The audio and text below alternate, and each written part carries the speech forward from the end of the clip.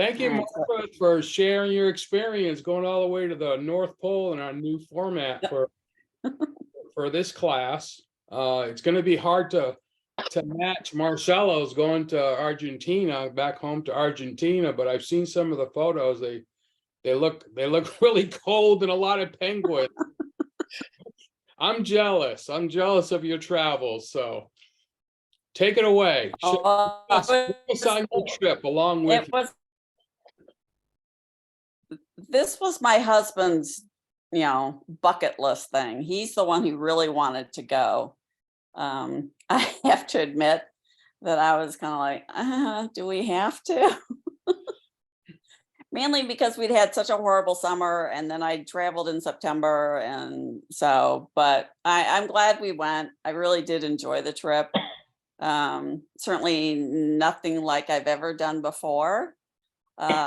But it is a long way. We flew out of Atlanta, we flew to Houston, then we took a 10-hour overnight flight to Buenos Aires down in Argentina. And then we had about 20, not even 24 hours in Buenos Aires, and then we flew out again. So you can kind of see, we started way up there at Georgia, and then we flew all the way south to Argentina. And if you go to the next one, go one more, I think, maybe. Okay. So we flew to Buenos Aires, and then we had a 4 a.m. wake up call the next morning. And we got on a flight. So we went another 3 hours south to Ushuaia, which is all the way down there at the bottom of Argentina. So I checked on Google Maps, and it's like 6,400 miles. That's how far we went. It was exhausting just getting there. So if you go back one, so once we got on the boat in Ushuaia, and this was a Viking cruise, and unfortunately, you've probably seen in the news, I think last week, 2 weeks ago, there was a ship that got hit by a rogue wave, and a woman was killed. That was our ship. We weren't on that trip, but that was our ship. So you have to go from Ushuaia, and then all the way down here at the bottom is Antarctica, and that space in between is called the Drake Passage. And it can be some of the roughest seas in the world. They talk about, you either get the Drake Shake or the Drake Lake. It can be really calm, or it can be really, there can be swells of 30 to 40 feet. And, our time across was fairly calm, but it was difficult to walk on the boat. And we could tell if it was going to be a rough night, because the housekeeping at night, they would give us a pitcher of water. And if it was going to be a rough night, they put it in the cabinet. So we could always tell what what we were in for. So that ship that had the accident a couple weeks ago was making this crossing. how long was the crossing, did you say? Pardon me? How many hours did it take you by boat? A day and a half. By boat? Yes. Yeah. How long were you gone total? We were gone 15 days. And it literally, so we flew out, trying to remember. So we flew out Tuesday, got to Buenos Aires on Wednesday, then flew out on Wednesday and got on the boat on Thursday. It was literally, and again, because there were no cities, no ports, no nothing. It was really hard to keep track of what day it was and where we were, because there's just, it all blended together. And we all kind of laughed that we'd sit there every morning and go, okay, what day is it? And so we had, I think, 8 days of cruising, I guess you could call it, around Antarctica, and the rest of it was travel back and forth. So this is a map that I took a picture of that was on the ship. And this is a map of Antarctica. And up there in the very left kind of upper corner near the index. Yep. Down here a little bit. Yep, there. That's where we were. Okay. All the rest of that is Antarctica that we didn't see. That's how big that continent is. It is, it's like saying you've been to North America when you've been to Key West. It's just, there's a whole lot of it that we just didn't see, but, it's just massive. It's what, I think it said there was the fifth largest continent. Mhm. And, so yeah, we were in the, Antarctica Peninsula, which is that little area up there. So, and evidently most cruising for Antarctica comes out of Argentina. Mhm. Some people come out of Australia because they're on that side of the world and it's closer, but most of the cruising, the tourism for Antarctica comes out of Argentina. So, and I'm very upset that we only had 20 hours in Argentina because we got in Wednesday morning, went to our hotel. We had to sit there for hours waiting for our room with little sleep. And then, I think my husband and I walked around Buenos Aires for an hour. That's all we saw. And It's you a like beautiful it? country, but I wish we'd seen more of it. Okay, these are all kind of out of order, but this is the back of the boat. And this is basically to show you how we got in and out of the ship on some of the boats. They referred to them as toys. So on the ship, they had the ways that we got around. There were no docks. The only way to get to land was to get on something smaller and take it over. They were called, there were Zodiac boats. There were, they call them SOBs, but it wasn't what we typically, special operations boats. We always call them SOBs. Those were kind of a larger motorboat. My husband called it kind of Disney World kind of ride because you could walk onto it and there were seats that sat up high. Zodiacs were just inflatable boats. And you could also do kayaking. We had signed up for kayaking, but the weather never cooperated. And then the last thing was a submersible sub. And we also didn't get to do that because of the weather. So What were the ambient temperatures during this time? it really wasn't cold. I would say in the low 30s. And there's a couple of pictures I'll show you of the gear that we had. The coldest I was there, and there are pictures early on here. We had one day as we were, I guess must have been the second day, and we were still trying to get to Antarctica, and we had a lot of snow and a lot of wind, and I was outside taking pictures and I was frozen. I was just, so the rest of the time I would say I was very comfortable. I was never cold, never wet.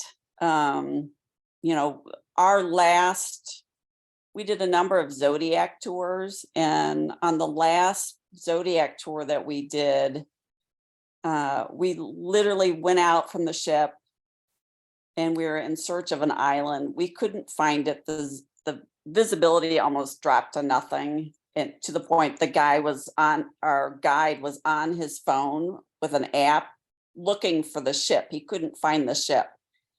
And we had water spraying on us. It was snowing, and we got out. We weren't cold. We weren't wet. Underneath our clothing wasn't wet. It was, we were very well prepared.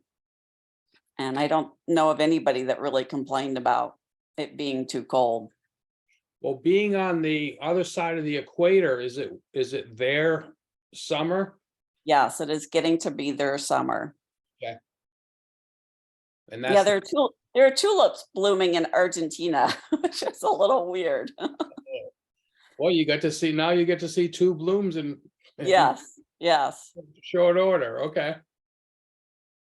So this is the special operations boat. So that's what that came out of it basically came out of the back of the boat and dropped into the water. And then they would, when you got back, it was almost like a wrench, that would crank it back in. And you could walk onto that thing, sit down, and it was very comfortable. It's easy to take my big camera on. It tended to be colder just because we were going faster.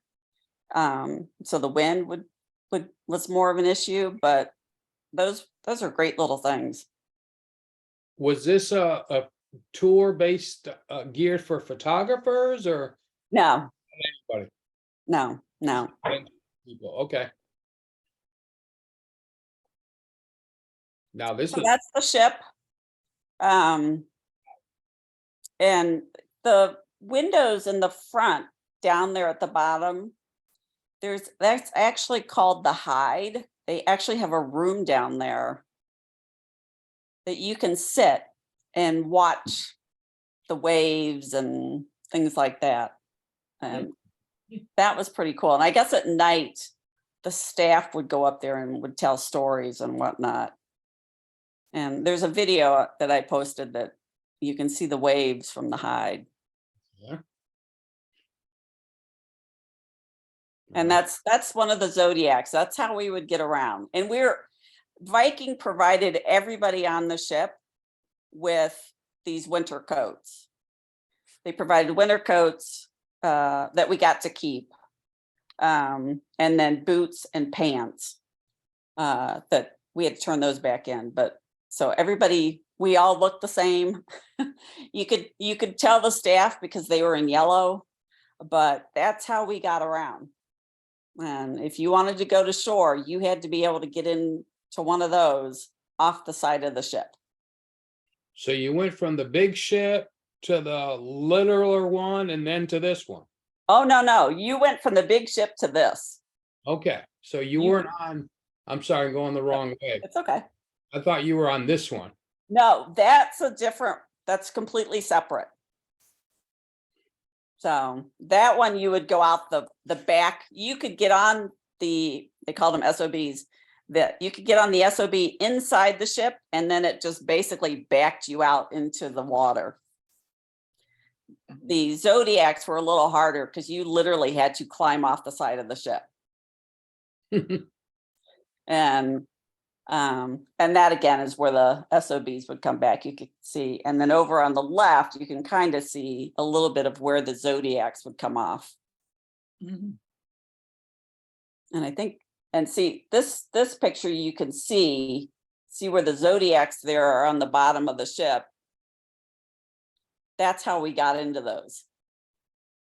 They would pull the Zodiac up to the ship, tie it up, and then you had to, they had fantastic staff. They had staff that, and they were very specific about how you did it. And, they would have a hold of you, and the person in the boat would have a hold of you, and you would basically plop into the boat.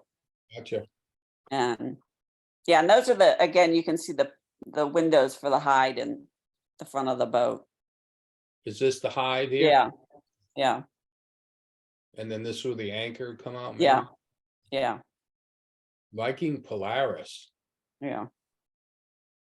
And those were our boots. And they were wonderful. They kept us dry. I made a mistake the first time we went out for a landing. I have fleece lined jeans, and I was wearing those, and I didn't tuck them into my boots. And when you get out of the Zodiacs onto land, because there's no dock, you get into the water And so I got back to the ship and we're changing out of all of our gear. And I realized that the bottom 5 or 6 inches of my pants are soaking wet because I had stepped right into the water. But I didn't feel it at all because those boots kept everything dry, as long as you tucked your pants inside of them. And that's what we had to go out in. So we had waterproof, we had the boots, waterproof pants, the coat. There was a line coat. The black thing around my neck is a life jacket that we had to wear at all times when we were off the boat. And then hat. I wore goggles because I had problems with my my glasses would fog up. And so yeah, that's how we got around. And most of the time we didn't need the goggles if we were depending on what we were doing, but we were well insulated. And the life jackets was the most complicated part because you had to step into it. There was a strap that went between your legs and then you had to buckle it around you. And then there, you know, every time we went out, we'd have to get a kind of a reminder of this is what happens if you fall off. This is what happens if you fall into the water. This is what happens if your guide falls into the water. And so while we were there, I don't think anybody fell into the water. I have heard on a couple of the other trips, people going into the water. So if you play this is in the Hyde. This is what the waters look like, crossing the Drake Passage.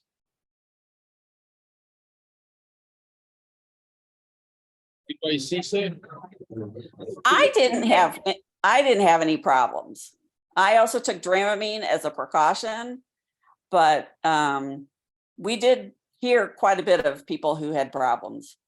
And you had to do certain tests to make sure that you were physically able to like get in a Zodiac or get into a kayak. And we're standing there doing the testing for the kayaks. And this guy looked green. And all I could think was he needed to keep it together because if he got sick, then I would get sick.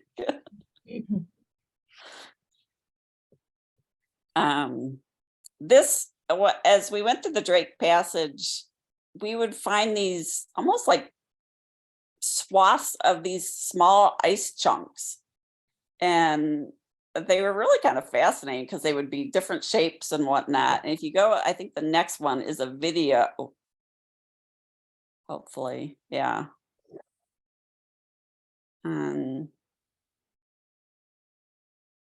This is as we approach a very large one. I don't know, could you get the sound on it? Does it play the?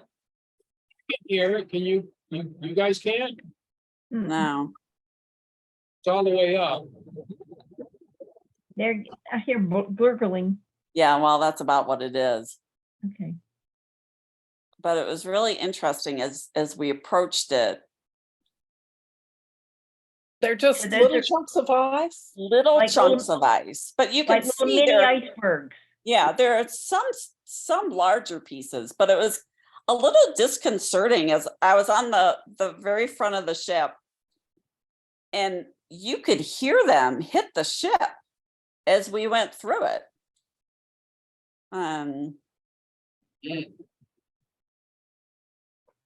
I give real credit to the crew that was, I don't know, driving the boat or whatever you want to call it, because, you know, even though we were in the spring, there's still a lot of ice down there. And, you know, to know where to go and not hit something is kind of remarkable. Yes. We were in, they tended, what we did for most of the days, we would be in a bay and then we would find someplace safe at night. And then in the mornings, we would go to a new location, mainly because driving at night, you're not going to see the icebergs. But we were in a bay one day and literally we had a woman captain. She was having to back our boat around and then get out because of the ice. And, they would pick a spot where we would, that they would want to go. And then we could get there and it would, the bay would be full of ice and they just couldn't do it. We had been given an itinerary of, different locations that we were going to go each day. It didn't happen. It really, it was a matter of weather, wind, ice. Every day it was, well, we're going to try to go here.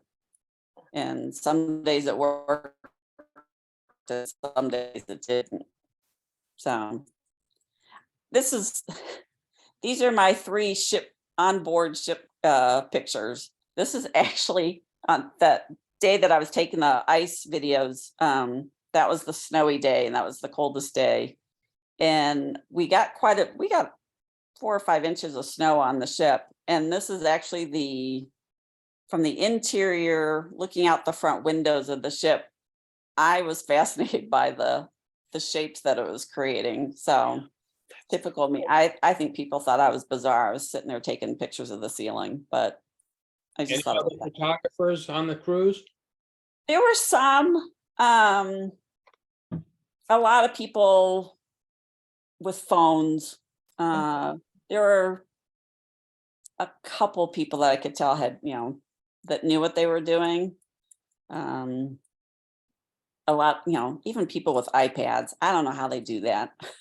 Just, Any precautions when you're taking photos in that kind of temperature? I did have a, what do you call them, a dry bag that I carried my big camera in. At first, I wasn't even gonna get my camera out on the Zodiacs because I was just, I was worried about getting spray from the water and whatnot. And after a while, I felt pretty comfortable. If we were in a slow moving tour on a Zodiac, if we were moving quickly, I had it put away. On the SOB boats, I got my big camera out. The first day I went out, I had my waterproof camera and my phone, and it just didn't work. And I've also read about, keeping your camera if you're out in the cold and then putting it in like a sealed bag and letting it warm up so you don't get condensation. And I never had any issues with that either. So I don't know. Like I said, it was low 30s, so it wasn't terribly cold. So I wasn't too worried. Oh, that's And this kinda was cool. just me poking around the front of the ship Oh, because how cool. That's cool. it was snowing. You couldn't see more than a couple feet off the end of the boat. So I was out there taking pictures. And then they announced they were going to do something on the front of the boat. And suddenly I had like 80 people with me. So I left. And this is the gentleman I asked if I could take his picture. He was shoveling snow, and you can see over there on the right there's a hole, and it was just so funny because he would just shovel it and off the end of the boat. Oh, what a But they would job be, that would be, huh? pardon me. What a job that would be. Oh. Shoveling snow in our Antarctica. Yeah, if it snowed, they were out there. It was funny to watch because they would literally be shoveling it over the side of the boat. Then it would come back in, But all that on the behind him up top, those are all windows. So that's Yeah. what I was taking pictures of from the inside. Okay. And this is as we're getting farther south, the ice was starting to get bigger. And you'll see in these pictures, there's a lot of blue ice. And it's from being years and probably hundreds of years old. As the ice is compressed, the oxygen is pushed out and you end up with this blue ice. Is that like as big as a Volkswagen or as big as a? That one's pretty small. Yeah, that's the one hard thing about this is because there's nothing Perspective. there, there is no way to give any sort of, you know, Scale, proportion, yeah. yeah. There's one picture, I have one picture that where there's a zodiac and, you know, next to, I don't even know if it was an iceberg or just a mountain, but, and then one of the ship. But yeah, there's just no way of giving any sort of scale to anything because there's nothing there. I like the picture of the boat a while ago where you showed the mountain in the background Yes. and Yeah. the people next to it. That gave it some proportion. Yeah, there's another one that you'll see, there's an iceberg, the ship next to it, or the ship is in the background to give you some idea. And they just keep getting bigger, but the blue water was just, Hmm. That's amazing. in editing these pictures, it was really interesting. Because you want to make sure the snow is white, because down there the snow is very, very white. You know, I was messing around with the white balance, the exposure, just because I would put it on daylight, because on some of these days we had actual sun. It made everything so blue, like, you know, weird blue. And so most of my pictures I edited to the white balance to be cloudy, because otherwise it was just too weirdly blue. But you think that's pretty much what you saw right there? Yes, yeah. Beautiful. Yeah. Yeah, I mean, Yeah. I've just never seen anything like it. Did they tell you, is it true that, 10% of the iceberg you can see and 90% is below the surface? Did they? Yes, well, it was really interesting because when we were in those Zodiacs, so it's a small inflatable boat with 10 people on board. The first day I went out, the guide was saying that we can't get too close to the icebergs because they flip. And because you can't see 90% of it, you don't want to be too close, because if it flips, you could.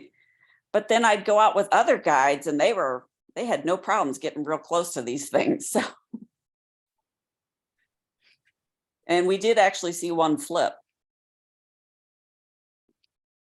And this, again, as we were getting closer, it's just the different textures and, different kinds of ice. I've just never seen stuff like this.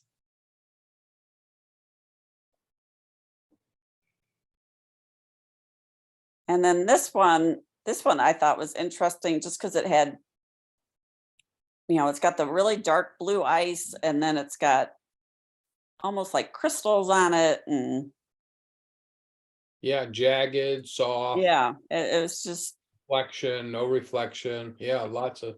trying to get anything with a reflection there because it was so cloudy was next to impossible. Mm. If you change the color on that, it could look like a sandcastle, and all that in the background is the sea foam washing up on the shore Yeah, at the you're beach. right. Yeah, You're It's right. just water, right? And what's interesting, I think in the next picture you'll see there's no, not this one. But, I thought this was it, the stripes. I mean, every iceberg after, it was funny because by the end of the 2 weeks, people are like, oh, it's another iceberg. But they're all so different. And again, I think it's because of photography. I looked at stuff differently and would notice the different textures and the shapes and whatnot. I pointed out an iceberg to my husband one day and he was kind of like, it's just, but to me it had, the different textures and whatnot. And I always thought that was fascinating. But the next picture you'll see, it almost looks like dirty ice. Mm. And later on, you'll see there's what they call black ice, which was really interesting. Oh, that's what you came for.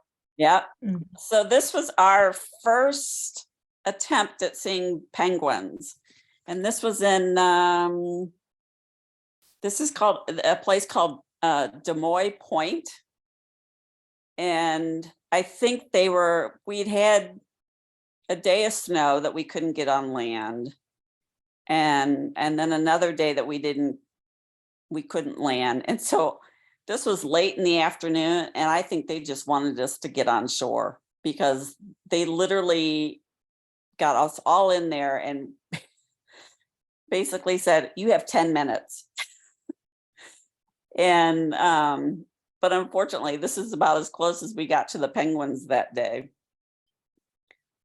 But we waited out in our Zodiac to get on shore for a long time. So we sat there and watched them. And they were just fascinating to watch. It's just, and these are Gentoo penguins. And as we approached this, we saw, I don't know what groups of penguins are called. I think they're called different things if they're on land and if they're on water, but you would see them come through the water. I don't know where they'd been. I know it's, their migration season, but you'd see them go through. I cannot tell you how many pictures I took trying to get a good one of these. Hundreds, So if they're not. like, they're doing like a dolphin jump? Yes. They come up and they Wow. go back in, they come up and they go back in. And you can't, because they go under, you don't know where they're going to pop back up. So trying to get a decent picture of them. Like, yeah. I tried everything, and this is about as good as it got. Well, I liking that one. It's high So, because again, the other issue is because there'd be so many, there was never one alone. They were always groups. You'd have some that were coming out. You'd have some that were, you'd get the back end of it. It's just,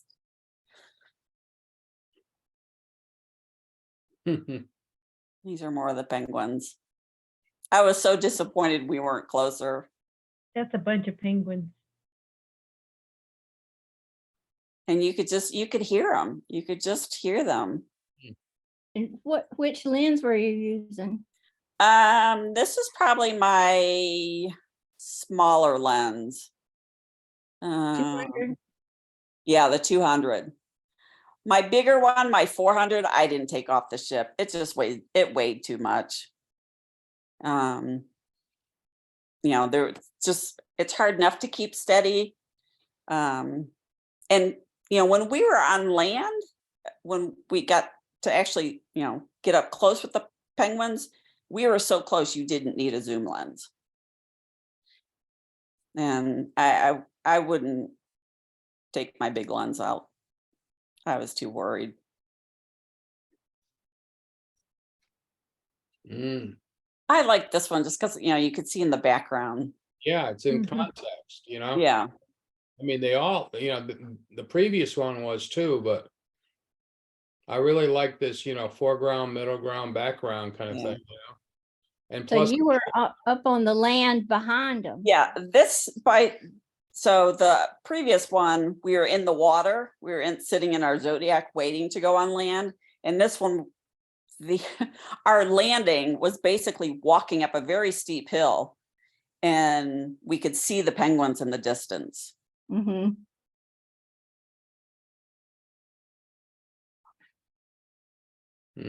And so that's Wow.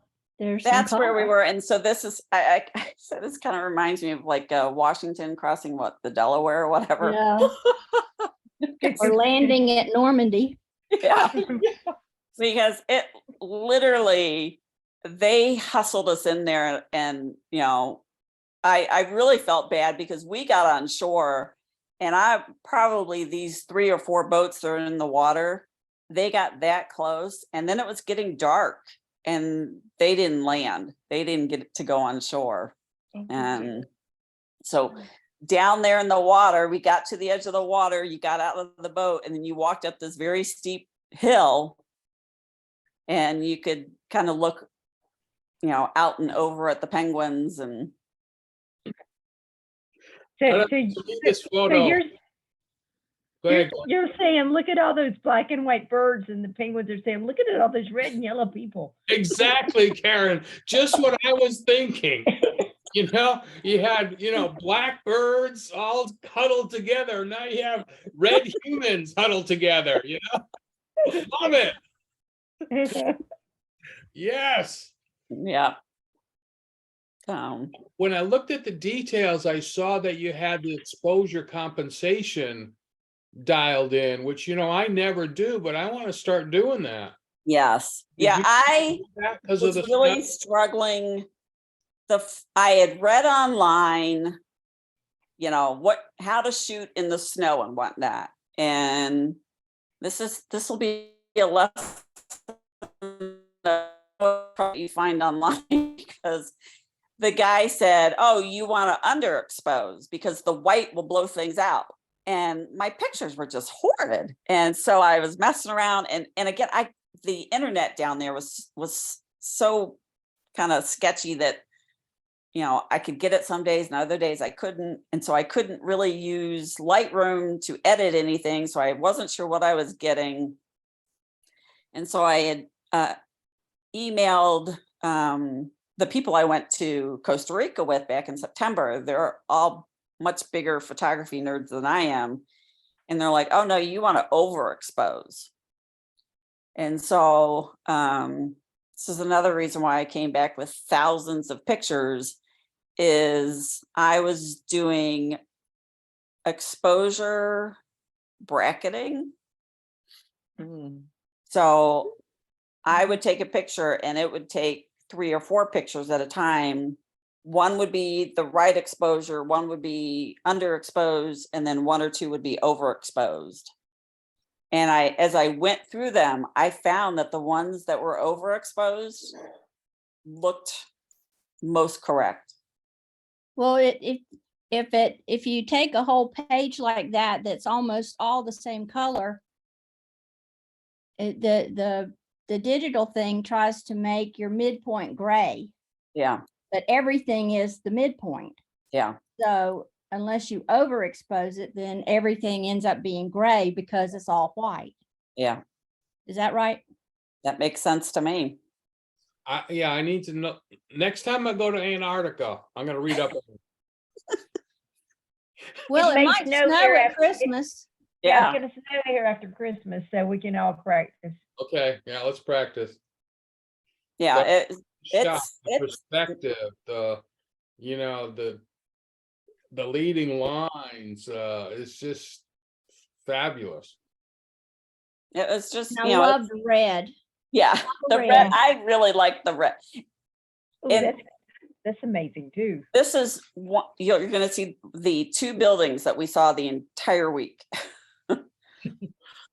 That's it. Those 2. And this is, let's see, this is Des Moines Point. And the 2 buildings, this is a British outpost. And it's actually the southernmost post office in the world. And it's been closed for a few years. They're actually coming back this season, and they're going to open it up. And it's going to have a post office and I guess a gift store. It's going to be staffed by 4 women. And evidently they're going to, I would assume, live in it also. And what's And- the Red House? And this is an outpost that Argentina used for science and exploration purposes. And I don't think it's been used recently. It's Martha. Can I tell you something? Mhm. A friend of mine, very close friend of mine, he has my same age and we live in the same city. His dad was in the military, and one of the places to be placed as kind of a, your time to take care of business as far as foreign affairs is in Antarctica. And he did stay in one of these places, so for 3 years, Wow. stationed there. And he said, my friend would say, we ate the best meals ever, like if we were a king or a queen, because of they fly food there, and it's the delicacy of any, I mean, crustacean. They would drink champagne because that's the only thing that they do. And there Yep. are 6 months of winter, I mean, of daylight, and 6 months of nighttime. Yeah. And so, and the picture looks just like that. It's white and a red house. Like that. Yep. If, Unknown hold caller. on. I have a cat outside the door. The blue building used to be this orangish red. Mhm. And evidently, my husband found it, and we haven't confirmed that they're gonna do it this year or not, but they were gonna paint this back to its original color of the orange. But in order to do that, scrape it, and that's Antarctica, and you don't want to spoil anything down there, they're going to Mhm. somehow envelop that whole thing, scrape it so there's no blue paint chips going all over the place, and then they're going to paint it back to its original color. Seems like a lot of work. Yeah. Yeah. So these next pictures are mainly, I guess, landscape pictures because we actually had sun. And Is it was, that it the was- inspiration for the Sydney Opera House? doesn't it look like that? Yeah, yeah. And Did you have to overexpose in the sun like you did in the clouds? I don't know, On the what's cloudy the, day? John, can you look, I'm what's the sorry, info on this? just my phone ding. Okay, info. Show more. I see you had a slower shutter compared to some of the others. Yeah, I don't remember which was the exposure. Oh, the EV, scroll down a little bit, see if it'll, exposure value, compensation. Uh, Huh. no, That's weird, it's not on there. Was it the same camera? Oh yeah, same camera. I'm doing a search on EV here.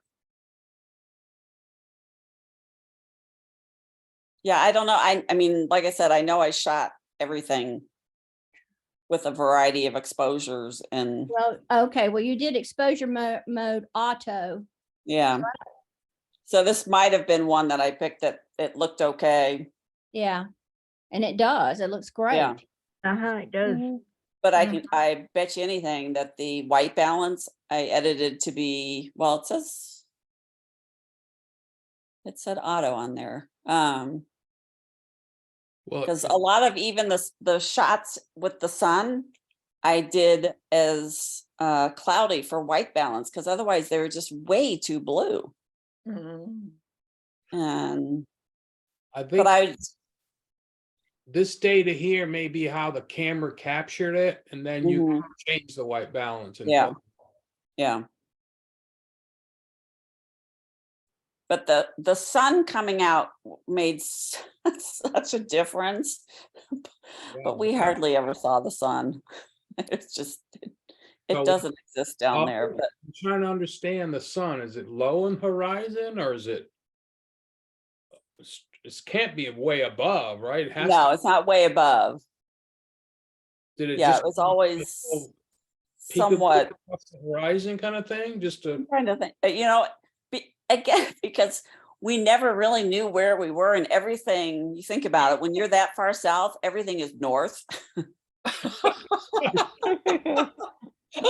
we go. Well, we're gonna go north. Let's go Yeah, north. it was really we were, it's like, well, which way is east or west? And it really didn't There matter. is no east matter or much. west.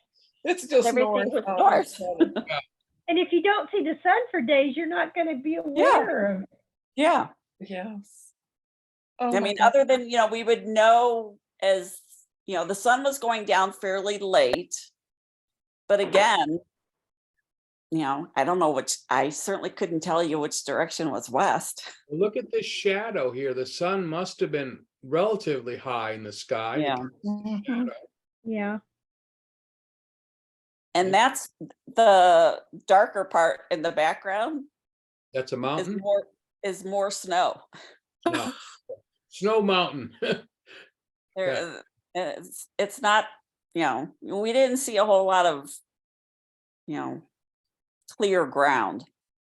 So this is rock right here, I would imagine. Yes, yeah. I was gonna ask you, is there actually dirt down there? I never saw any dirt. Okay. We did. And see is some- it, yeah, that's, There kinda are, there are some pictures of the rocks. Rock. And it, stuff that I've never seen before. But no, certainly no dirt and no sand. Look No at no beach. sandy beaches. pictures here. No, Yeah, down below here, you got great texture, then it goes soft, and all the way up here, just soft. Yeah, Wait, it's wonderful. it's just, you ever And think look of- how flat this is, I'm flat gonna- and straight. yeah, Yeah. absolutely untouched. What would this look like in black and white? It's funny, I tried some of them in black and Yeah. white, And and the white looks dirty. Really. I bet if you Yeah, played and I with like it, that blue text, the blue tint. I like that anyway. Mhm. It's so Mm. monochromatic that I don't see the black and white doing that much for it. yeah, because I had the same thought. It's like, oh, what's it look like? I thought this one was cool because of these Mhm. little, Those Peaks. yeah. Those- yeah, little- oh, see, I thought they were teeth of the the abominable snowman or something. They look kind of like it, don't they? Yes. Thought they look like icicles. Yes. Yes. Oh, that's pretty.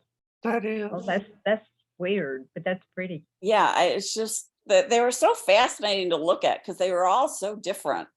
And you wonder how they got some of those shapes. And we never saw any what are they, the calving where the icebergs will break off. We didn't see any of that, but obviously some of these did have that. And you wonder Mhm. how some of that stuff hangs on.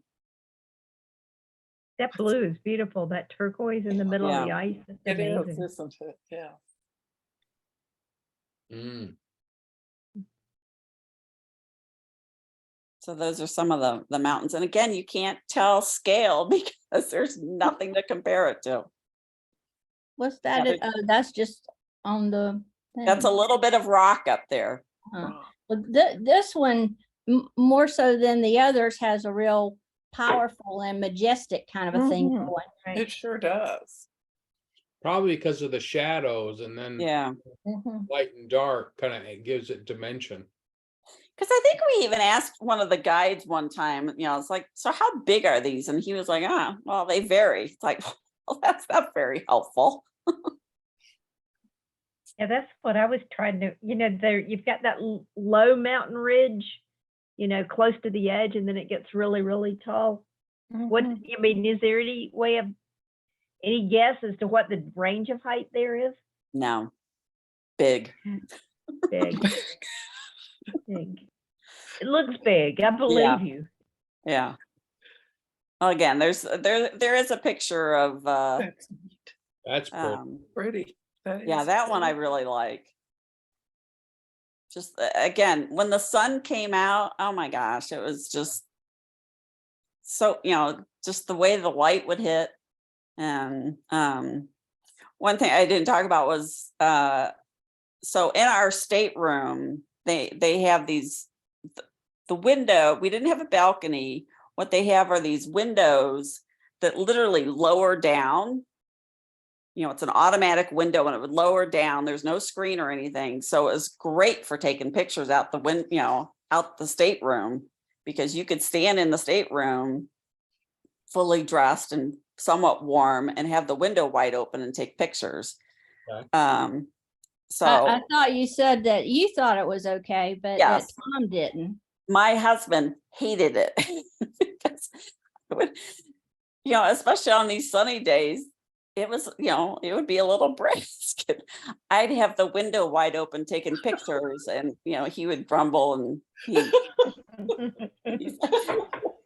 he's like, it's cold. And Go it's like, to the bar and have a hot toddy, that's, Go outside. Yeah, there are a few days that he's like, I'm going upstairs. He goes, it's too damn cold in here. It's like, wow, but this is great. Because not only could I stand inside and stay a whole lot warmer and take pictures than being outside and taking pictures, because the window lowered and it was automatic, you could adjust it to the height. It was a great resting Tripod. spot for my big Your heavy lens. lens.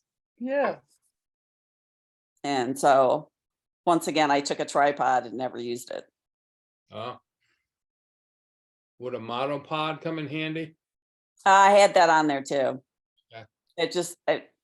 With the way the window worked, I didn't use it.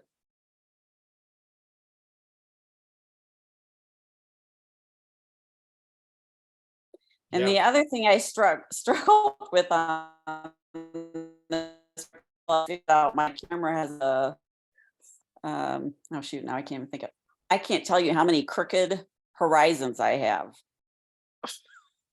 Oh, I yeah. haven't noticed any.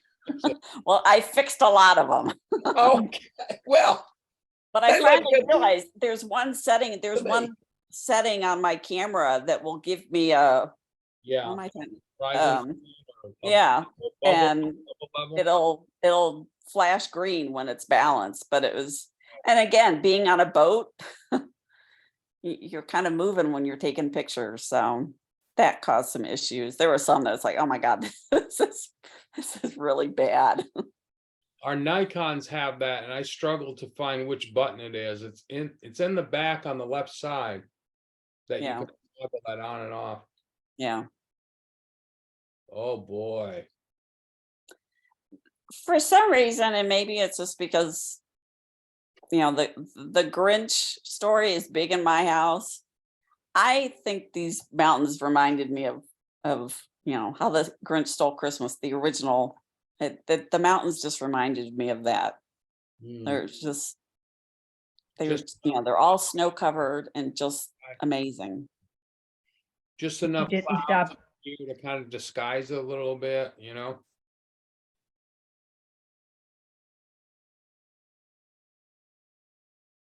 Oh, wow. And that is probably again on a cloudy setting. That's how blue the sky was. It was just gorgeous. Mhm. But I think we Well. saw it maybe one day. I guess you had some seriously clean air. Yes. Yeah, it's just, and it's I can't think of the association, but there's some sort of international tourism association that anybody who goes to Antarctica takes part in. We had training on it, and it's basically a lecture, but when we went ashore, you cannot take, no food, no drink. They really warned about even tissues, don't take tissues, because they just didn't want anything Right. left behind. And I mean, they just don't want to spoil. And they even limit, like the number of people that can be ashore at a certain time and how long you can be ashore. And it's all to protect it. What, is any of that cloud or is that all iceberg there? That's all iceberg. mm. It's amazing. That And blue these, is I amazing. think, these are from, I think these are the Melkor Islands. We were in a Zodiac, so we're in the water for some of these pictures. Yeah. Not in the water, but we're in a boat in the water. Like this detail. Yeah, I Mhm. was just, Isn't that great? That is wonderful. And if you think back to trying to take a picture of a bride dress, getting detail like this in white is not yeah. trivial pursuit. No. It's that's hard. And the layers are just, the bluer stuff on the bottom is the really old ice, and the whiter stuff up top are the new the fresher layers of snow. Mm. Ooh, that's pretty. That is. These are all pretty. These are all cool. Yeah. This is great.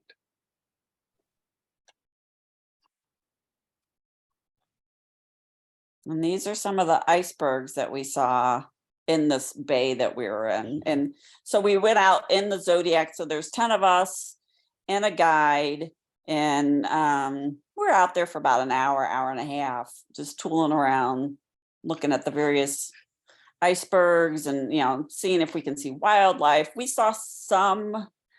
definitely saw penguins. We saw some seal, but not anything too exciting other than, you know, brown blobs on the ground. We did see some whales, but they were pretty far off in the distance. Some other people, I don't remember what we were doing. Oh, we were out in the Zodiac and notifications that there are whales off the side of the ship. And we're nowhere close to the ship, so we didn't see them. And this one fascinated me just because between this one and then the next picture is the detail of it. It almost looks like it's being pushed down. You know, there are these layers of snow. Mhm.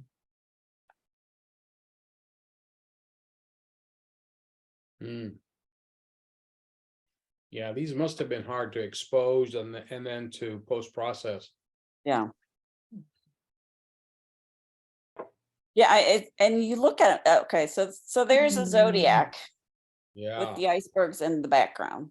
Oh, gosh. Wow. Wow.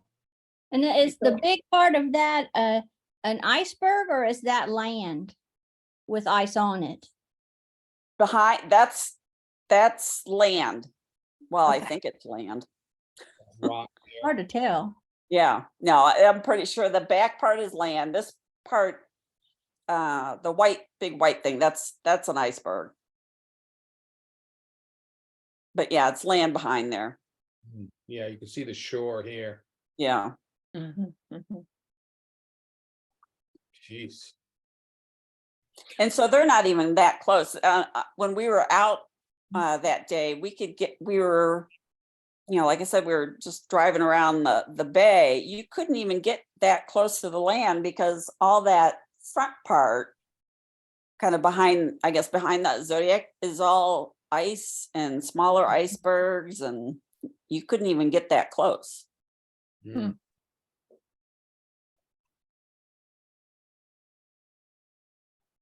That's the same one. Go to the next one. This is the detail for that one. I just thought this one was fascinating because it's got these layers Mhm. that are just hanging off.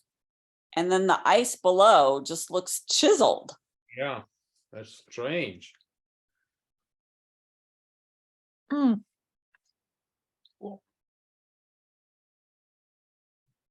And again, as it compresses, the oxygen goes out, and that's what causes the blue. Mm. And I don't know, I don't remember. They told us so much stuff. I don't remember how old that blue ice would be.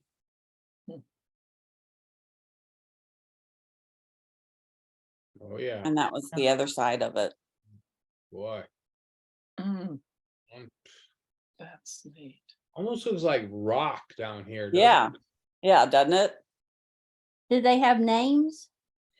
No. Good.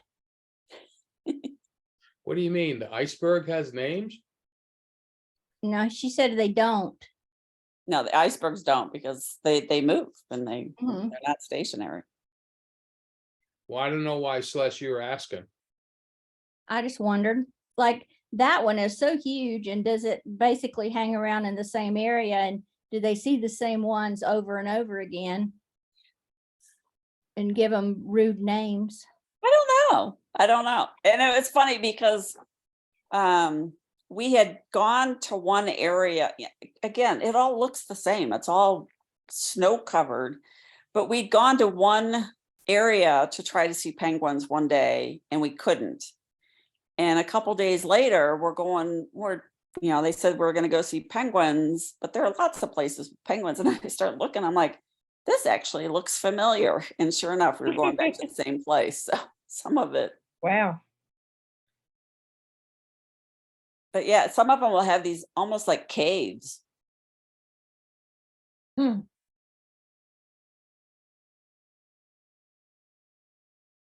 And that's the ice close up. And that color is pretty accurate. Okay. Incredible. Wild. Mm.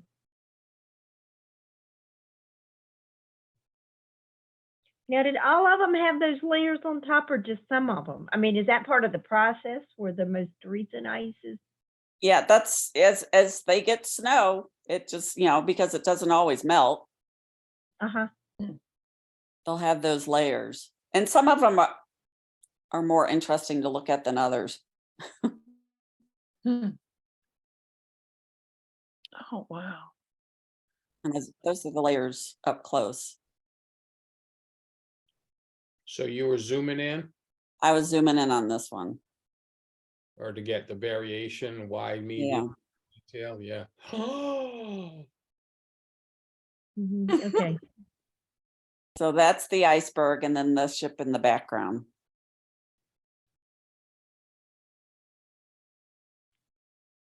And again, that's what the sky looked like probably just about every single day. I mean, there's no color down there whatsoever. Other than our red coats. Fabulous, fabulous. That is great. Mm. Woo, My that's a husband said this fancy one Ooh, this one looked like what is it, the Scream? yes. That does. That looks like a monster. Yeah. 2 eyes, a mouth, Yeah. like a Yes. hand or a shoulder there coming There's out. arms, its legs. He's stomping towards us. Oh Well, my the first goodness. thing I thought about was the color was, I have a granddaughter, obviously, Elsa from Frozen. Oh, Oh. yes. Yes. Because her I dress thought was about the that color. Marshmallow Man from Ghostbusters. He starts to melt.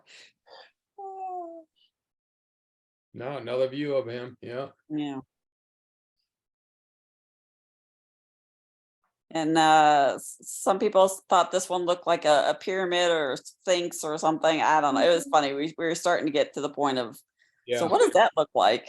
Or a square. Again, you can see a lot of the ice in front of it that was along the shoreline. Oh, yeah, the broken up ice down Yeah. here. Iceberg ahead. Yep. Could say that a lot down there. Yeah. That blue is just amazing.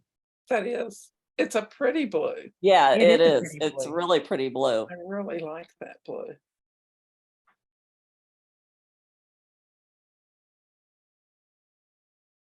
Oh, wow. I think this is another from that like same day. That is cool. That looks sort of like the Denver airport. I can see that. Because this one's got, I like the curves on it. All those On the peaks, right, how it's yeah. got, you know, Yeah, I'm probably the only one on the ship that just found icebergs completely fascinating. see, that's why you go down there. Oh, yeah. Something different. Most people probably thought, I wonder how that iceberg would look in my glass with some bourbon. Just wait for the black ice. I'll show you the black ice and then. This is one of my favorite pictures. It was snow being blown, you know, coming off. I just thought it was so cool. Looks like cotton. Is the there you go. snow real dry? You know, I have no idea. You didn't have to touch it. No, we didn't touch it. Well, that was another one of the rules. They really didn't want you touching the snow Leaving Or- germs. Yeah, because it was more of a concern for the wildlife that you could get some sort of contaminant on you and then go to a Mhm. different landing and contaminate that landing. So Ah, when we got back on Speaking- the ship, we had to go through a boot washer that would wash our boots and the lower part of our pants. We weren't allowed to sit. We weren't allowed to kneel. I thought, oh, I could sit on the ground and take pictures or kneel and take pictures because you want the penguins at eye Mhm. level. Right, Nope. right. Now, do I dare ask why the snow around the penguins is colored, or I guess not? Contaminated snow. Yep. Yes, that's the one question I have. But there are some pictures I'd love to be able to figure out a good way to edit out penguin poop. Yeah, good luck with that. Or- Yeah, that's the experience, so. Yeah, and well, it's Did- funny because when this is one of the places that we couldn't land. So we were basically Mhm. sitting out in the bay and they went in and determined that the landing spot was completely blocked by ice. So this was as close as we got. Mhm. So do And they live there year round, or they migrate, or is this their they next? do migrate, and I guess it's their mating season. And then in January and February is when they'll have the little ones. And then they start to leave again in March. And where do they go? I don't know. They never really talked about, and I To a didn't warmer part of realize. the Antarctica. Yeah, and I'm kidding. I don't know. And I never realized that penguins are only in the southern hemisphere. Okay, There are no penguins in the northern hemisphere so no in the penguin. wild. have you ever watched that show with, I forget who it is announcing it, but he's got this great voice, and it's the Oh, March of the Penguins. March of the Penguins.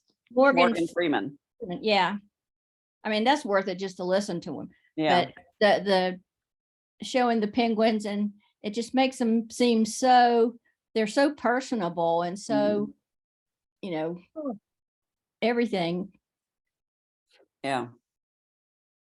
So I like that one because of the background and this is the one that I thought looked like Oh, this is the most rock we saw. But that's where they live. look, penguins. Yeah.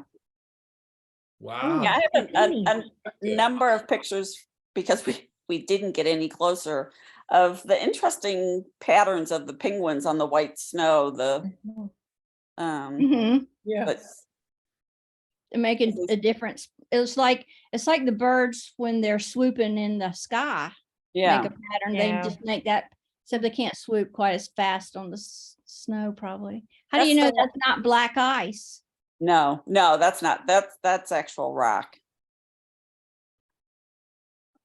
A little bit of a color here, almost iron. Yeah. Yeah. Some of it's almost got like a rust color to it. Yeah, iron. Oh, boy. Oh, that looks like a That's- dream or something. That This is- one really had the blue water. Soft, yeah. that Oh, and is- this was actually a calm day. The water was actually fairly flat.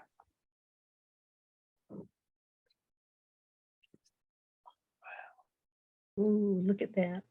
So pretty. It looks so unnatural. It's just, I wouldn't want to go in there, no, Mm, no. mm. but the water around it, picking up that deep turquoise is so Mhm. pretty. Yeah, someone on the boat asked one day if there was a polar plunge. It's like, no, I would not jump in that water. Well, you're raising the bar here, Martha. No. I don't know how we can top you and Marcelo. Can't. Oh, he's cute. Nice. Oh, how So now we're finally, after days, seeing penguins. I was really getting to the point. It's like, I just want one decent penguin picture. Just one. Okay. This was a day we were in, oh, this was the day that we actually got to go on to the continent. So we had first we had a SOB ride. So it was the larger motorboat, and we were out in that, and we got to see these penguins. And there was this little tiny, I wouldn't even call it an iceberg, a little piece of ice that they were floating on. And amazingly, we kind of circled around them a few times, and they didn't scamper off. They just kind of ignore you. Yeah. Yeah. So they were jumping in and out of the water, and Feeding. I don't know. I would assume so. Yeah, they got to eat something, right? Yeah, but I never saw anything, They weren't you chomping know, fish or never anything? saw anything chomping on anything. I was more worried I was going to see a seal chomping on a penguin. Oh, the lone penguin. Yeah. This picture, I like this picture, but I'm so disappointed that the bottom, there wasn't more to it. He should have been a little higher up to. No, he's the loneliest penguin right there.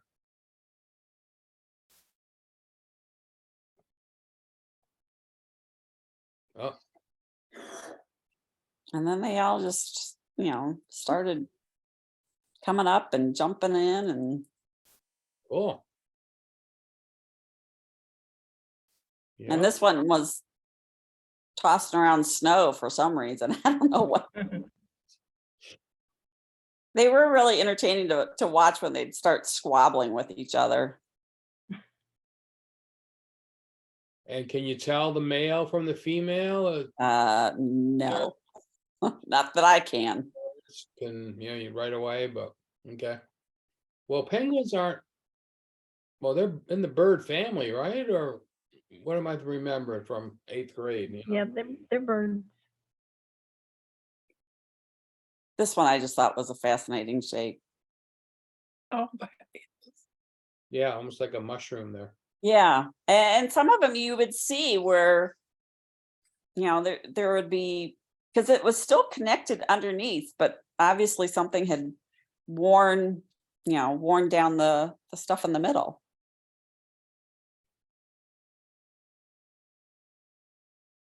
What you got here? A very, very tiny piece of ice, but the reflection on the water created that blue.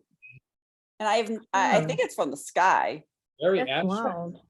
that is great. I But love I it. thought that was so Wow. cool when I got back and was looking at my pictures, like, oh, that's cool. That is cool. But yeah, so I was attempting to find itty bitty little pieces of ice to also take pictures of, but again, being in a boat, trying to take pictures in the water, that's not the easiest thing.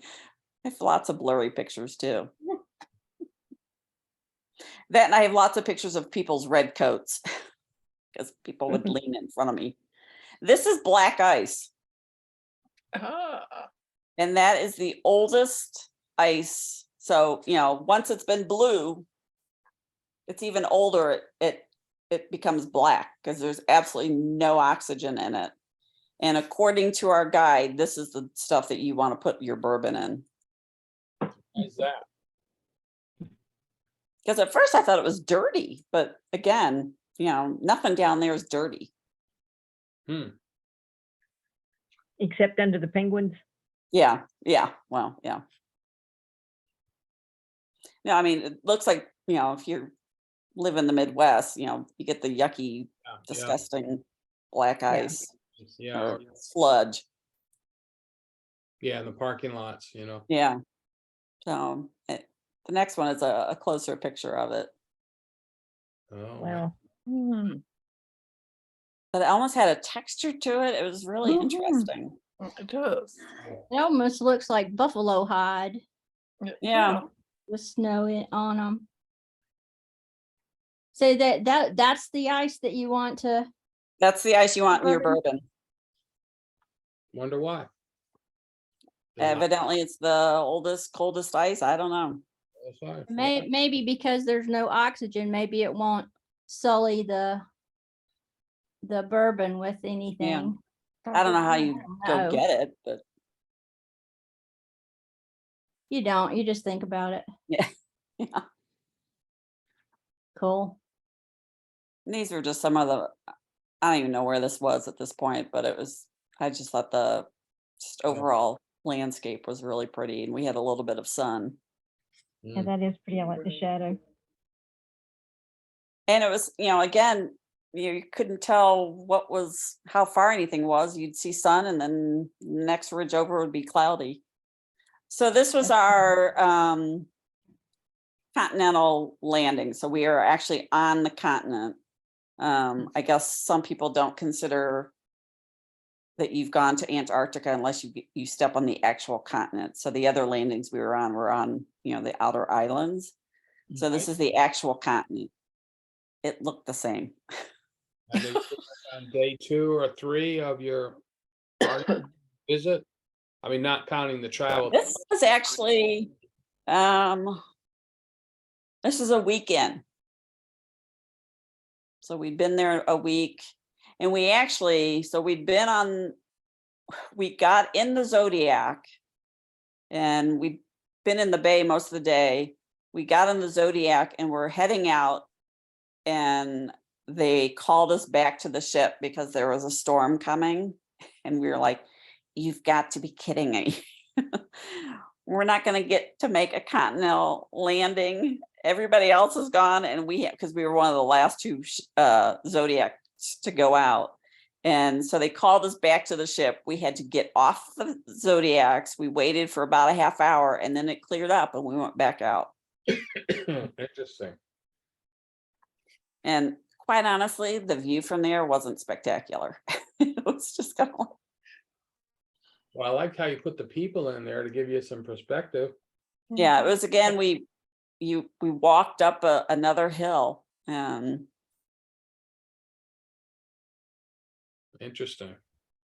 Yeah, but you got to touch the land. That's what counts. yeah. And this is really the only place that I got a good pictures of the rock, granite. I don't know what you call it, but it was so interesting. It was just, That is. yeah. I think the next picture might have a better, closer up look of it. That one's the icicles. It was interesting how little icicles that we saw, and I guess it's because it just never warms up where Okay. anything would melt and then drip. Okay. And then Yes, but that one before, you could almost see some of those houses. Yeah. Doesn't that, you can kind of see some of the ancient Anasazi Pueblo people. Yeah, Oh, yes, yeah. it does look like that. You Yeah. really can. I mean, it looks like, cliff dwellings. Yeah. Yes. Down at, in southern New Mexico and western New Mexico and Arizona. Yeah. Mesa Verde. Yeah. Just, Yeah, it was really interesting. It was so odd looking. It's nothing like I'd ever seen before. cool. 'Cause it had, a definite, chiseled look to it, I guess. Yeah. Yes. Yeah, see there, you can see the, you got everything there, blue ice, icicle. yeah, Yes. It seems like with all the well, maybe not a lot of water flows over it because like you said, stuff doesn't melt. But yeah, it seems like as old as it is, it would be smoother. yeah. But maybe, nothing runs across it. Yeah. Yeah, it was such an interesting, look to it. What did you have tides? I don't think so. I don't, That's pretty. yeah, I really don't know if we did or not. I don't remember, we weren't anywhere long enough to really see a tide. Yeah. That's amazing. That's beautiful. Yeah. Nice. Ooh. There was one evening that the sun was setting, and My husband was grumbling because I had the window down, and but the light was just amazing. It was maybe coming from the west. I don't know which direction we were going. Yay, yippee. It And looked- more Yeah. penguins. So we're finally to the penguins. Penguin races. Because I think, yeah, so we saw the penguins. On our second to last day in Antarctica. And like I said, I was gonna be really disappointed Nice if I sun. didn't get it, That's if I why didn't the, to see. the color, the way you had it, because the sun was hitting it just right. Yeah, there was one day that it was snowing, and so all the pictures look terrible because they're snowing, so there's white specks all over. But That's this is so cute. we got to land, and so we had about an hour and a half to wander close were around you- and look at the How penguins. close were you to him? Oh, they would walk in front of you. It was remarkable. Check to see what the settings were on my camera. Okay, so that was 149. So I had my 12 to 200. And you could literally reach out and touch them. I mean, you weren't supposed to, Wow. obviously, but and I think I have a couple pictures you can kind of see, where. Mm. So they I would've had, thought- He didn't have web feet. I would have thought he had web feet. I think they do. I do have a picture of their feet, See a if closer they're- up. So we landed, and when we land, they have people who go out and set up the landing for us. They create stairs out of snow, and then a path where we can walk. So we had kind of landed over to the right of the picture and walked up a hill, and these guys were all between, the water and where our path was. And you could just stand there and watch them. And there were some areas where they were just walking by, and, they had told us, try to give them 10 to 15 feet of space. They have the right of way, don't touch them, don't chase them, that kind of stuff. And it was remarkable. So just, they're just wandering around. Chirping away, are they? Yes, yeah. I posted some of the videos, and the noise was, Okay. And are they pairs? Do they mate? they said, yeah, they're setting up for mating. I think they said there's 6,500 pairs on this island. And I don't know how you tell them apart. I don't know how you would find your mate in this, because they all look the same. Right. And the ones that are lying down that look dead, I guess they're sleeping, but it was so odd. They'll just, all this racket will be going on, and this one will just be sleeping. Love the tails here. Yeah, they're really very cute. It's a nice photo. So it's like they're either erect or down like that. There's Yeah. nothing in between. So where we were standing, there was a higher slope, and as they would come down, some of them would fall and then decide to go the rest of the way on their bellies. Yeah. So that's what this guy was doing instead of trying. And it was kind of funny when they fell and kind of went head first into the snow, but It's so cute. Love this one, shallow depth of field, rule of thirds. yeah. Yep. This one, I actually, you can see a little bit of it. There was a penguin lying. You can see where I fixed it. Almost directly to the right of his eye, there was a penguin on the ground. It just distracted, so I took him out of there. A little bit, yeah, you can't. Yeah, and I couldn't get too close to him because then I'd take part of his head out. Yeah. Well, it just kind of looks like this little blob here. Yeah.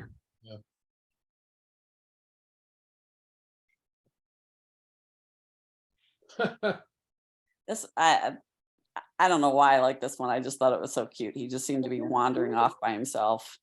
Yes. It's probably a teenager. Yeah. Yeah, I was gonna say, I'm sure his mom's standing up there screaming, "Come back, son!" Yeah. And this was to show the back and the texture on their backs. Yeah, that's funny. They had, Ooh. That doesn't they really had look like explained feathers. to us their feathers, and I honestly I don't remember it now, but you know, they've got this texture and like an oil or something. Right, yeah, I could see that. Keeps them warm. Well, that's good. Yeah, this is one of my favorites.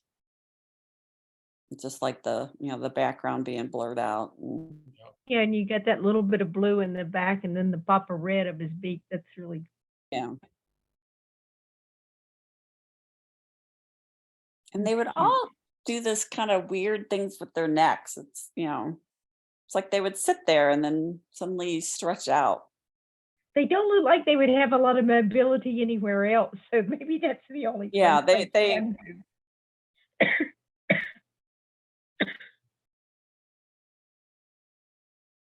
Okay. And it's funny because I've got a few shots of these three, but I liked how all their feet were moving. So Yeah, that's I right. have another one where they're all their feet are on the ground. It's like, no, they look better when you can tell that they're actually moving. Oh, It yes. looks like penguin street photography. Yeah. Yeah, there you go.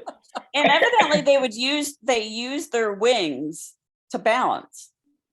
Oh, as they walk. Yeah. So, you know, almost as we would hold our arms out. Right. Yeah, They have I'm their on wings the out. ice, I would be doing that too. Yeah.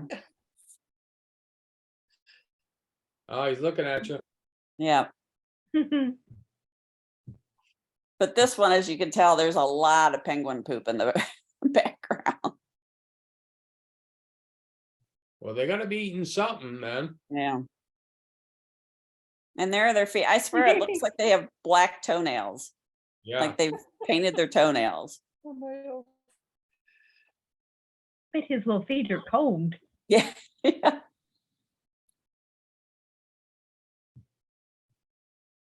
Sunny day, walking. He's going somewhere. We don't know where he's going, but Yeah. he's getting there. Yeah. So this is down. I think we're heading back toward the Zodiac to go back. And so the ones along the water were, it gave a different perspective. Yeah. Ah, the March of the Penguins. Okay, got it.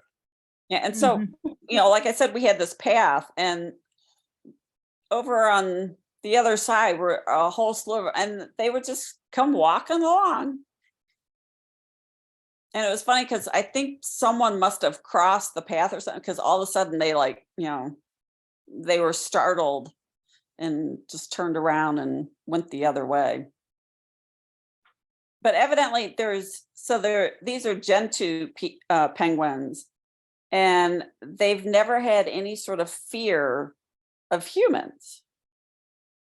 Really? And so when the early expeditions were going on, you know, back when they were in wooden ships and, you know, limited supplies and whatnot, unfortunately, because the Gentoo penguins were not afraid of the humans, they would often be eaten. But some of the other penguin are completely afraid of humans. So Mm. I'm Googling Gentoo penguins on my phone. Gentoo. And this is an Adelaide penguin.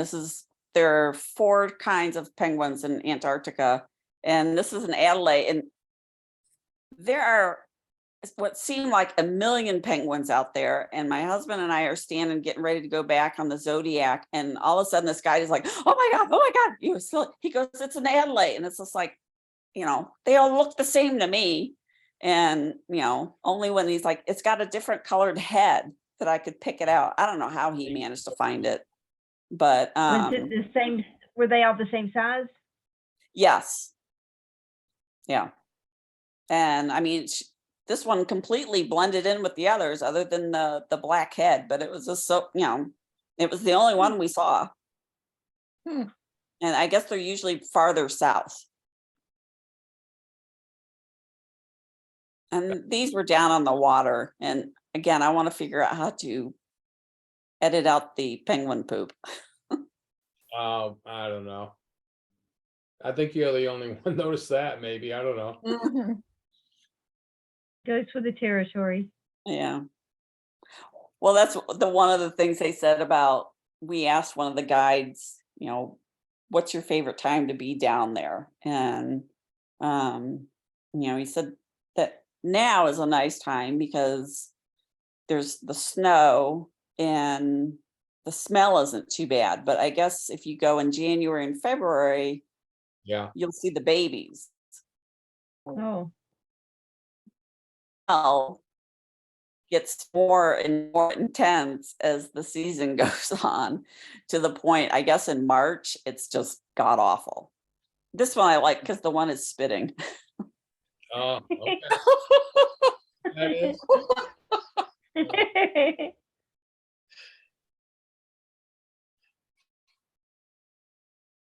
Beautiful. And this Oh, was wow.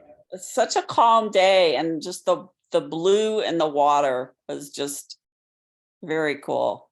Mm.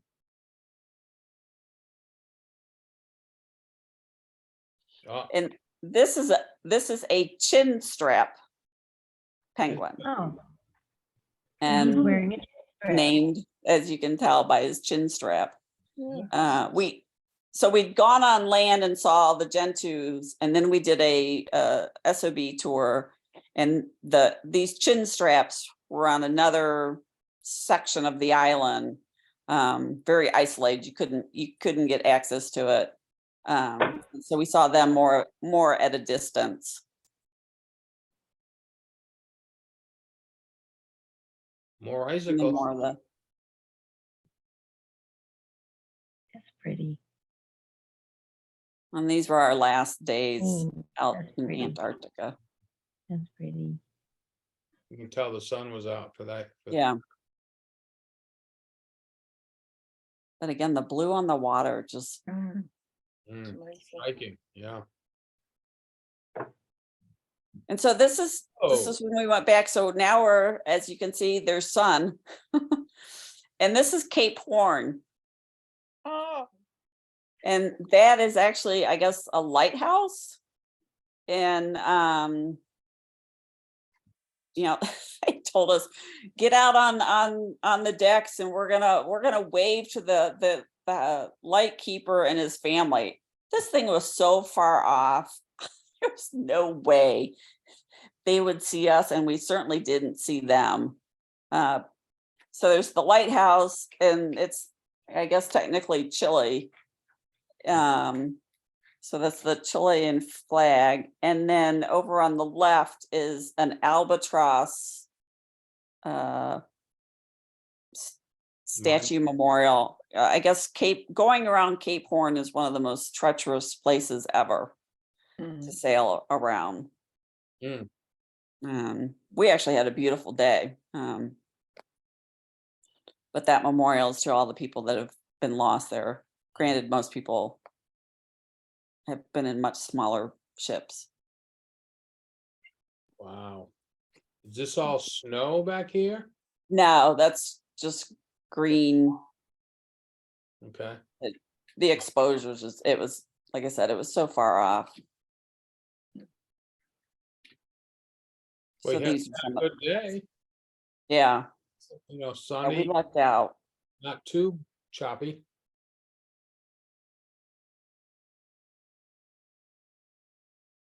So this is going around Cape This Horn. is going around Cape Horn.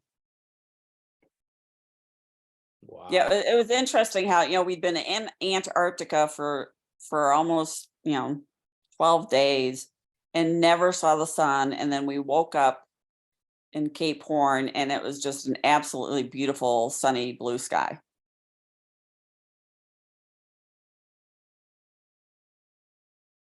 Oh, is So this, this is a map of where we went. You know, I don't know if any of you ever been on cruises, and they'll show you, you can track the ship where it's been. right? This is what we did. We basically went around in circles for a week. A week. Wow. I mean, there are some days that there was one night you can almost tell that we just went back and forth. We didn't go anywhere. We just went back and forth all night long. Yeah. How were the Viking staff? Would you recommend a Viking tour? Yes, we had some issues with our excursions that we're still dealing with Viking about, but the staff in the boat was lovely. And it was a nice, if you've ever done we've done a variety of cruises. We like Viking the best just because it's a calmer ship. It's not, it's not a carnival. It's not a bunch of beer drinking, it's an older crowd. It's a calmer crowd. There's no nighttime entertainment. There's no, oh shoot, no gambling or anything on it. It's, it's a nice, quiet, they have what they call the living room that is nothing but comfortable chairs and, There you go. we ate absolute pigs for 2 weeks. Oh, on a ship. I can't imagine. Yeah. And it was great food. The staff is lovely. You're like, ooh. 17 species. Yep. And they're all in the Southern Hemisphere, which I never knew. Hmm. We didn't see any of the Emperor. Oh, yeah. Okay. Those are the taller ones. Those are the taller ones.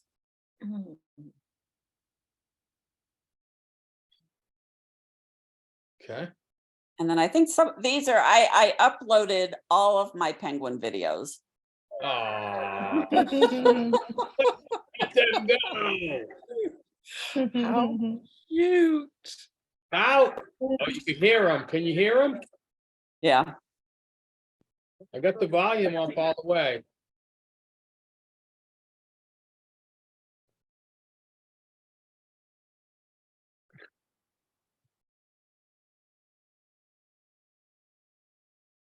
But this one, the round one with his head off, that looks like his head's been cut off, he's got his head tucked over. It was the funniest thing.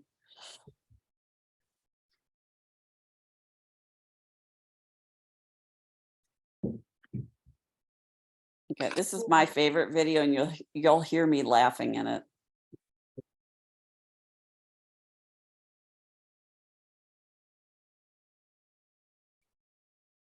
I'm watching that one little guy go across.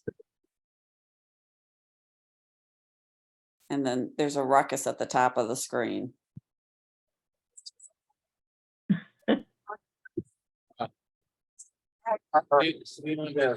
Yeah. I don't, we asked one of the guides, it's like, why do they chase each other? And he was saying that because it's mating season and nesting season, that they'll go those rocks down by the water. They will carry those rocks up the hill, and that's how they make their nests. No. What? Yes. Flippers? I don't know how they do it. And so, of course, some penguins don't want to do that, and they'll try to steal other penguins' rocks. And so that's why they're chasing each other. It was the Get away funniest from thing. my rocks. Yes, it was just 'cause all of a sudden you'd hear this ruckus, and they're, You play that. Oh, how- again. Let's yeah, watch play it. It's funny. up in here. How Yeah. cute. Yeah, because like I said, I was watching this guy. It's like, oh, look at him, he's so cute. And then you could just see at the top of the screen, something starts to go awry. And there they go. Okay. Oh, yeah. They're fast when they want to be, don't they? They're fast. Yeah. I can tell from back here. Okay. Funny. This one I was, I was hoping he was gonna fall and he didn't. So Yeah, I was kind of disappointed. I mean, that was a pretty steep slope. Yeah.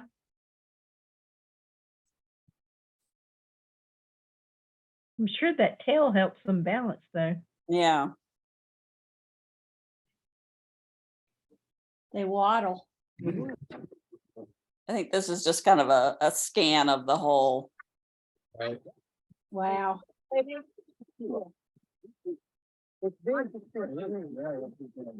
And there's all sorts of people talking. Did they say anything about the effects of global warming or You know, population? they had yeah, a lot of the guides that we had, you know, had,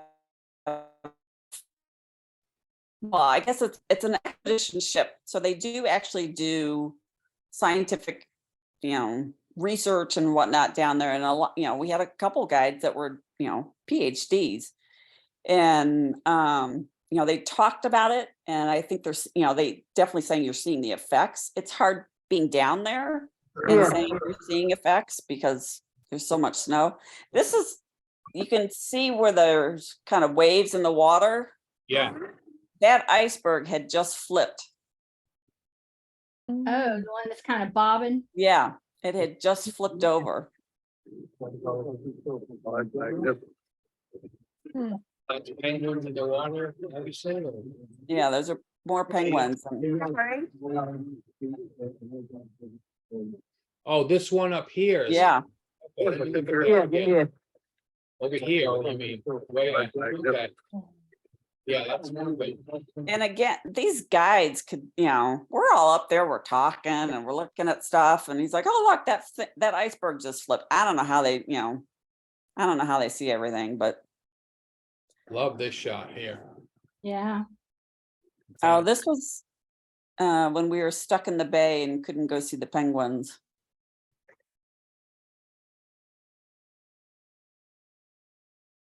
So quiet. And so there are the penguins up on the shore, Mm. Wow. so close yet so far away. They look like they were lined up waiting on you. Yeah, they really were. Well, Those thank- are great, Martha. Did you No. go Yeah, they- again? Would I go again? Go again? This time without your husband or? Yeah. Well, I want, my next trip, I would love to go to the Galapagos. Or like South Georgia or something, you know, I don't know that it's a hike to get down to Antarctica. You mean South Um, Georgia as in, Near the Falkland Islands. I mean, it would still be a long way, but just to see something different. wow, And, you know, Why does your husband want to go? But what made that his bucket list? I have no idea. Okay, He's a big history buff, so he's, you know, he's read up on a lot of the, yeah. you know, early expeditions, and could tell you a whole lot more about them than I could. And it is, the neat thing about Viking is they do have a lot of educational talks and whatnot on the ships. And it is amazing to think about the early expeditions down there being in wooden ships, Oh, you know, Mm. being stuck out there for months. And, you know, I think the I- famous one is Admiral Byrd, and that he was in the North Pole, right? yeah, I think so. We Yeah, learned a lot about Edmondson, and I'm trying to think of who now. My husband can tell you all the details. Who is Shackelford? Was he one of Yeah, them? Shackelford, and I'm looking up my husband's stuff that he posted. I They posted named, pictures, Crater on the moon after Shackelford. you know. And they think they found frozen ice in Shackelford crater on the moon. Oh, wow. Yeah. Yeah, but Bird he- also did Antarctica. I just looked. Who was that? I said birds explored the Arctic and Antarctica, Ah. both Oh. North and South Pole. Yeah. Yeah, I mean, we watched movies on the ship about expeditions, and Okay. that is, I can't imagine traveling down there on a wooden ship with, you know, supplies that hopefully will get you through. And A small ship that would bob more. than- yeah, oh, I can't imagine the seasickness. I just, ugh. No, thank you. But thanks for sharing that. That was Yes. fabulous. Oh, you're Amazing. very welcome. It That's a- really is. I mean, I, if you get a chance, go. It's just so different. You know, you'll never see anything like it. I like how you've mixed up the wide shots with the videos, with the tight detail and lots of It, perspective. it was all by chance. Yeah. It was When all you, like- when you told me, For a good story. when Yeah. you told me the new format, I'm like, oh my God, I didn't take any detailed shots. We were taken from a ship. Oh, look, you got a detailed shot of the feet. Oh, yeah. I mean, but well, once I started going through it, well, again, I have thousands Got of the pictures. detailed So shot of the whatever this is, yeah, I don't even know what that is. even threw in a couple of people pictures, Yeah. He didn't speak English, but You're gonna put them in a book, you're gonna build a Yeah. website, what are you gonna do? yeah, I'm definitely making a book. Okay. And I'm having done this also, there are some that I'm gonna get printed and Yeah, framed. And, well, if I get a coupon from Chat Books, I'll pass it on to you. okay. Actually, do you know Mimeo on Apple? If you go to iPhoto or go to Photos on your Mac, and Yeah. you can create, one of the things you can create is a book, and Mimeo is the app that you download that does it. Apple doesn't do it anymore. But Oh. they had a coupon for 15% off or 35% off, something like that. Yeah, because as hard as it was to go through all these pictures, now I'm like, oh, well, I pretty much have my book done. I just need to There you go. upload it and Yeah. print it. Put it in a little different order, maybe. Yeah. So, but Print it so you don't have to start on the back page and go forward. yeah. All right, let's do your favorite photo of the week. Looks Oh, like this wow. is Marcelo's work, we can tell, Mm-hmm. without the signature. That's You great. go with us, Nice. Marcelo? Say what? Sorry, Ms. Vatora. What did you say? I couldn't listen.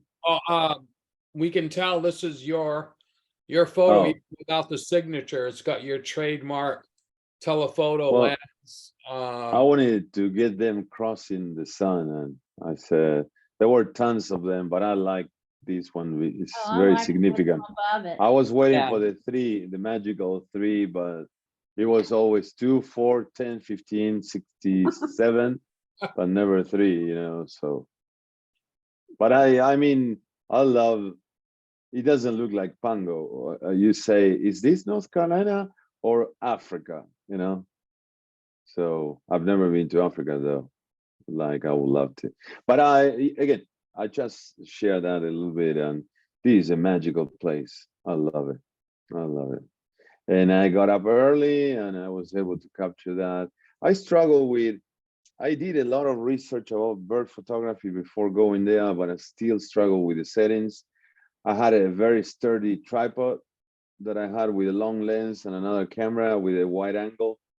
And I took the pictures, and when I put them in the computer, I was so mad because still when I zoom in, they were blurry, And so again, Well, there's, now, was it the motion of the birds that were? yeah, I increased the shutter speed like by thousands. That's what I read.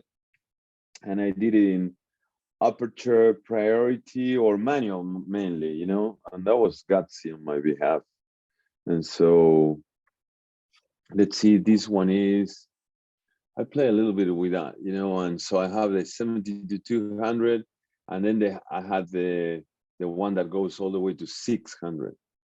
So yeah, I play a lot with that, you know, with the light, and even I'm trying to learn how to fix it on the spur of the moment, you know, like playing with live view and playing a little bit with the details. But I mean, I missed, you know, you're waiting for them to open their wings and get so majestically in front of the camera.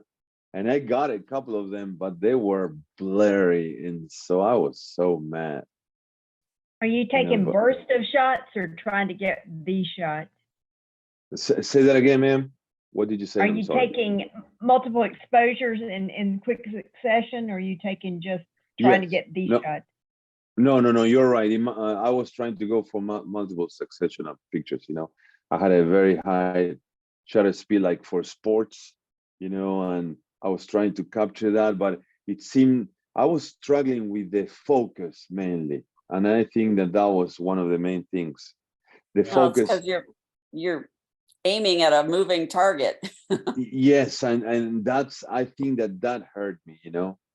That hurt me a lot. And I got cool pictures. We were supposed to put one, but I took like 3,000 pictures, you know, in 3 days. And yeah, and I'm going over them, and I said, dang, because I know that I saw there were one of them that two of them were quarreling, and I don't know if it is they're trying to see who is more macho than the other one, and both of them are opening their wings, and that was the winner, but it was blurry. So I said, dang. So Looking at your settings, you could have probably increased your exposure, your shutter speed. Yeah, in this when one, I do birds in flight, I usually do 1/3000th if I can get 3,000. enough light. Yeah, Okay. Yeah, because Well, your but aperture you is have pretty. you have a good point. I started with 1/3000, but I still saw, oh, they're getting dark. So I was trying to increase. You No, could I was- open your aperture up a lot. You got Yeah. one F16. Well, I would do F16. the F16 and the 3000 and just jack up the ISO a little bit. Yeah. Yeah, these I- I days- would not do, if you go listen to, what's the guy, Steve Perry that I do? When he does animal, wildlife or birds in flight, he never opens up past like F8. He does like F4 to F8. mm, When wow. you know, you're thinking about you want the shallow depth of field, but if you're focusing a long way from you like this, it Yeah. doesn't have the same effect. It's not, you can open that aperture up a good bit more from that F16. Yeah. For example, I'm sorry, but I'm going to show it to you from Anna. Let's see if you can see it there. Mm-hmm. You know, I think that I capture some, but I know there's room for improvement here, you know, in Oh, this yeah. picture. Well, I mean, we're all improving. Oh, yeah. Oh, absolutely. But I'm saying, you know, I did better than last time that I was there because I was more conscientious, you know. I did a study before and after in the meantime because I had free time. So I would go and said, dang, and I took notes and I was checking my phone to see, and I played. So it was more intentional. And as you said, I'm still learning. The guy that I like for bird photography is Steve Perry. It's Backcountry Gallery. I've even he has some ebooks that you can buy on his website, and I've bought 2 or 3 of his books. But I think he's wonderful. He's helped me more. Steve Perry. Steve Perry, and it's Backcountry Gallery. Yeah, he's got a lot of detailed YouTube videos. He does, yeah. He's really good at explaining. He's a little bit more of a Nikon guy, but I think a lot of it would. He does, but he doesn't shoot totally Nikon, but he does focus on Nikon. But as far as the aperture and shutter speed and all the settings that he starts with and then he varies from, you know, and the aperture is going to be, you know, his ideal aperture and that sort of thing is going to be the same no matter which camera you're using. Yeah, that's what I'm saying. I came across, if you want, I'm sorry, sir. Part of this image is exposing for the sun. Yeah, Mhm. which, you know, Yeah. you can get, I think you've got it as good as you're gonna get it, you know? Yeah. right. Yeah, yeah.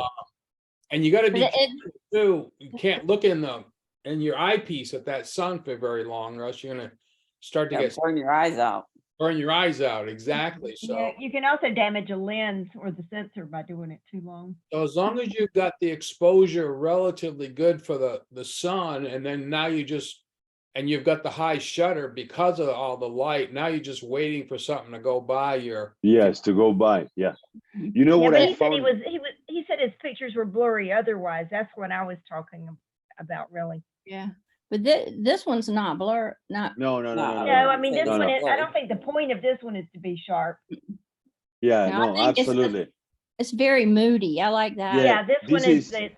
the light and just, Yeah, this is the more of the composition, whereas on the other ones, you know, the close-ups while they're taking off, you know, from the water and you hear the splashing. I found a really cool website that I would like to share with you that is called, maybe you were familiar with that, but it's called eBird.org. eBird.org. So it tells you how many birds are there at the very moment on Pango Lake for you to go and take it. It's super cool. Look, so you see, yeah, it's so cool. I was studying a guy and said, check this, and you're going to see how many tundra swans are there, how many owls, and so you enter the information of the place where you are, and it was so accurate, you know, because it would tell you. Yesterday I went and I took pictures, and there were like 3,000 tundra swans, you know, so it's super cool. I checked that, and it's really, really cool. It I helped think me a that lot. they also Yeah, have an they have- app because Yes, it is there's an an app, app. and they also have, it's Cornell University, and they also have the Merlin app, which I think is more of the identification of, you know, if you don't know what a bird is and trying to identify it. Mhm. Cornell's, that both of their apps are good. So I- Supposedly, there's a place in the Outer Banks where the hummingbirds stay all winter. Maybe it could help tell us how many are there. We have to look at that. Did you say that's Oh. Mania? Hmm? Did you say Um, that's Mantia, near Mania? It's up at in the northeast most part of the Outer Banks. I don't Corolla. remember where it is. I have to Probably look. up around Corolla. I've never heard that. We used to stay at Corolla all the time. Uh-huh. Well, when I was there, just Marcella mentioned, we didn't know each other was gonna be there. I just was there for one night with my kids when they come visiting me for my birthday, but we did not see any oh, what kind of, that's not, what's the other kind of bird? Not the tundra swan, but the oh, what's the other one that comes in? The snow geese, Snow geese, yeah, thank you.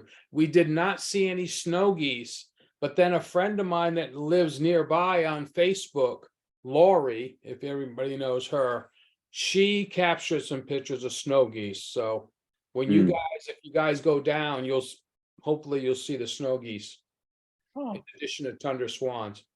Yes. And maybe we saw snow geese when we were there before. I think it just depends on the weather in the Arctic and the weather down here. Yeah, I don't think all the species migrate at the same time. And either. you may even see some sandhill cranes. I saw Yes. probably about 8 of them. Mm. So this is my picture, nothing really remarkable about it, except that I like it because I can talk about using my speed light and bouncing it off the ceiling with a little bit of a reflector to bounce about 10% of the light into their faces. That's great flash. that is great Okay. flash because you Yeah. can't tell that there's a flash. There you go. Yeah, that's right. Yeah, that's You right. know there's one because it could not be that good without it, but you can't Yeah. tell it. Yeah. I really struggled at this function. There was 3 different rooms with 3 different ceilings. 3 different kinds of light. One was maybe tungsten, another one was fluorescent, another one was who knows what. And I was shooting raw because I knew I was going to struggle with that. And I set the white balance to, I guess, just average white balance in the camera, and the pictures came out horribly unbalanced. And I just went into Lightroom and hit the auto button. I got really close on most of them. And then I would just tweak them if I felt like the jacket was a little too blue or their complexion was a little too red. So, thank God for This light, is great. right? That auto button. Oh my God. I love the auto button. Yeah. Lots to be said about it, isn't there? Yeah. Auto exposure, auto straightening, auto Yes. white balance. I mean, Oh, yeah. It took me a while before I figured there was an auto straightening. yeah. And none of them work all the time. But... So anyway, I thought I'd show you this one as I was there for 3 hours and I was on the running gun for 3 hours. I came home, I was exhausted, but I had to look at the pictures because I couldn't go to bed that night without knowing I got some anyway. And I ended up with like 110 photos and they were very happy. So yeah, external flash. Love it. I set my camera on manual and I set the flash on manual. So depending upon which room I was in, if it was a taller ceiling, I blasted that flash. If it was a lower ceiling like this, it was low power. I used a high ISO because I only had, I had the 2 flashes of one as a backup, but I did not want to burn out my battery, for 3 hours on a flash all night long. That's a lot for a battery to do. So I really cranked up the ISO at 1600. If I would have had that at say 300, 400, the flash would have had to throw more light on it to get the same exposure. So that's why they were, at first I'm thinking to myself, oh, 1600, that's just way too, people are going to be, what do they call it? Pixel peeping, Yeah. You know what? Hey, this is for the website and social media. This isn't going to be blown up the size of a wall and printed. It certainly doesn't look grainy. It does not. No, No. no, it looks good. With, but it's fine. It's great. Thank you. You've been getting some nice stuff with your field flash too. I've been working on it. Just like Marcelo says, we're all on a journey. So Mhm. really working on that, boosting my craft up with the lights, flashes. This is an accidental picture. We have seen some eagles in our community recently. And for the first time 2 or 3 days ago, my husband was outside and he said there are 2 eagles in the dead tree by the pond. And so I was walking over trying to sneak up on the 2 eagles, and I was getting closer and closer, and I heard him say heron, and I snapped. and I got the heron. Now I got some eagle pictures, but none of the eagle pictures were very good. This isn't the best heron picture, but it was the best thing I got this week. It's my favorite shot of a heron flying away. Yeah. The thing that was good for me is that when something startles me by flying into my viewfinder, I usually panic and stop shooting. This time it flew into my viewfinder and I shot. You shot it. Yeah. What? I like How he's holding those legs out like that. That is just, Yeah. Yeah. That's how yeah. they fly. Yep. The Great. other thing about I did get the pictures of the pair, and then they started of the pair of eagles, not this guy, but they were circling over, and then we're like, wait a minute, 1, 2, 3. There's a third one, And I started, and I'm like, eagles usually are solitary. They do mate, I think for life. So it wasn't that, I mean, if you see a pair, you assume they're nesting not too far away. There was a third one with a darker head and just barely a little bit of light on his tail.